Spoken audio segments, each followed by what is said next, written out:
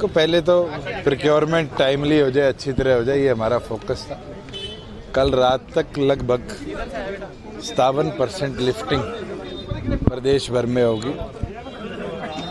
27 lakh metric ton हमारे गोदामों में पहुंच चुका है और उसकी एवज में सरसों और गेहूं का लगभग 850 करोड़ तो सरसों का और 6200 करोड़ जो कि 7000 करोड़ है, 7000 करोड़ हमने किसानों के खातों में ट्रांसफ़र कर दिया। और मेरा टारगेट है कि इस सप्ताह के अंत तक जो बचा हुआ लिफ्टिंग है 40-42% की, उसको हम कंप्लीट कराकर जो बैलेंस किसानों का 4-4.5 हज़ार करोड़ बनता है वो गवर्नमेंट ऑफ इंडिया की गाइडलाइन अनुसार हम ट्रांसफ़र कर देंगे।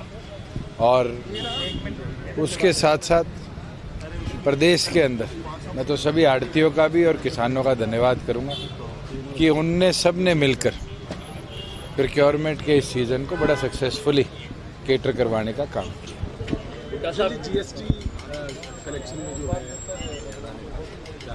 बड़ी खुशी की बात है कि कल गवर्नमेंट ऑफ इंडिया के डाटाज आए और गवर्नमेंट ऑफ इंडिया ने बताया कि इंडिया में जो ग्रोथ रेट था वो 26% से 21% पे आया, मगर वही हरियाणा 16% से 22% पे गया है। और दो ही राज्य हैं जिनने ग्रोथ दिखाई है, उसमें प्राथमिक हरियाणा है और दूसरे स्थान पर कर्नाटका है। और ये अपने आप में दिखाता है कि जब हमने बदलाव करे तो उसने हमारे टैक्सेशन स्ट्रक्चर को और इम्प्रूव किया और बेहतर किया। लगातार इस तरह के कार्यक्रम आपके चल रहे हैं तो चलते रहेंगे मेरे ख्याल से। अब तो अगला 1-1.5 साल तो नॉन रेस्टिंग टाइम है और पॉलिटिकली भी आप कहो तो हर पार्टी अपने चुनावी मूड में तो आ ही चुकी।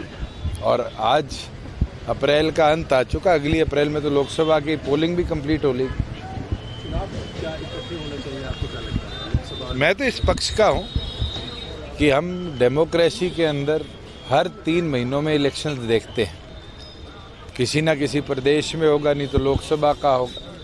अगर ये सारे एक दिन हो तो बहुत ज़्यादा हमारे इंफ्रास्ट्रक्चर मशीनरी की जो यूटिलाइजेशन होती है उसमें कटौती आएगी और उसके साथ साथ कहीं ना कहीं बहुत ज़्यादा जो टैक्स पेयर्स मनी है उसको हम सेफ गार्ड करते हैं। 24 में क्या उम्मीदें लग रही हैं आपकी? जनता पार्टी की इलेक्शन लड़ेगी लोकसभा और अभी तो पहले राजस्थान का चुनाव है, अभी तो राजस्थान में संगठन को धीरे धीरे विस्तारित किया है हमने और आगे वहाँ कैसे चुनाव लड़ा जाएगा उसके बाद ही लोकसभा और विधानसभा की चर्चा होगी। जी, सिरसा की बात की जाए, आप लोगों से अभी मिले, हालांकि कुछ ही कार्यक्रम हो, किस तरह की डिमांड्स कुछ देखिए, शहर के अंदर जैसे एक प्रोजेक्ट मैंने 1.5 साल पहले यहाँ मार्केट का शुरू करवाया था पार्किंग का, अब उसको टेकअप करना है। और अधिकतम तो शहर के अंदर एमसी रिलेटेड डिमांड्स होती है, किसी की प्रॉपर्टी आईडी नहीं बन रही, कोई छोटा पैच गली का टूटा पड़ा, वो रेगुलरली लोग आते भी रहते हैं और उसको हम निपटाते हैं। 24 के लिए हुड्डा साहब और अभय सिंह जी दावा करा दो गठबंधन कि हम तैयार हैं चुनाव के लिए। मैं तो कह रहा हूँ करवा दो गठबंधन।